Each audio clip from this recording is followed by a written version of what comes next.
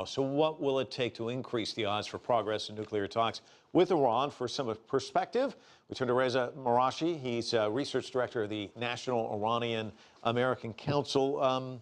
He was alluding to the fact, will there be a meeting? Will there not be a meeting? Of course, this was sort of the same talk last year. Your hunch, any chance of them actually getting together? I think there's a small possibility, but in all likelihood, the political difficulties on both sides, especially on the Iranian side, make it easier to do if and when a nuclear deal is signed. After the fact, it becomes easier to have that handshake and that photo op. Perhaps they can have a phone call. Perhaps they can have communication at the foreign minister level. There's already been a meeting at the foreign minister level. So there's been progress, but there are difficulties still, and hopefully those difficulties can be overcome sooner rather than later. Nathan, alluding to the speech tomorrow, what can we expect from Rouhani, do you think? Well, I think you can expect Rouhani to follow up on his message of countering extremism that he put forward at the podium last year. Certainly, he'll continue his message about solving the nuclear impasse peacefully. I also think you'll see a heavy emphasis on ISIS.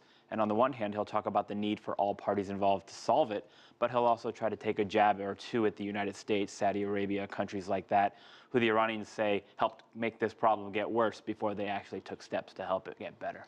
The Iranian foreign minister was here in Washington, then went on to New York, did a lot of rounds with interviews. Asier Namdar, my colleague, had a chance to talk to him. And one of the things he talked about was constructive engagement, but also respect. I'd like to listen to this and then get your response afterwards. So let's take a listen. If the West were to try respecting Iran, it will see the benefits, and it will see a very different international and regional environment caused by respect. We heard the word respect at least a couple of times there. You get the sense that that's one of the big things the Iranians want, is just some respect here. Is that a major key component in all of this? I think so. I think that two things stand out to me above all else. One, the Iranians want to be treated like a partner rather than a patron. And that holds true across the Iranian political spectrum.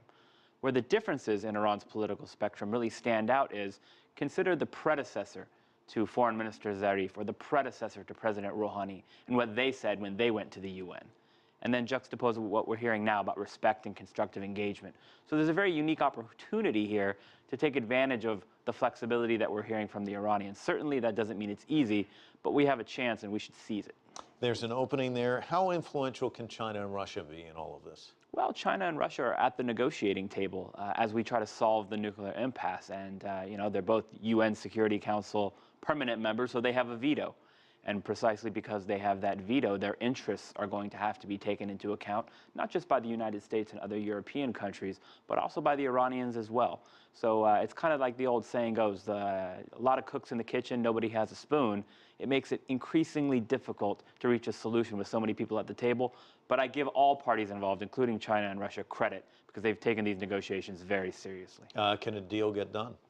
I'm cautiously optimistic that it can, because the cost of failure for the first time ever is higher than the cost of success. Reza, thanks so much for your time. Really appreciate it.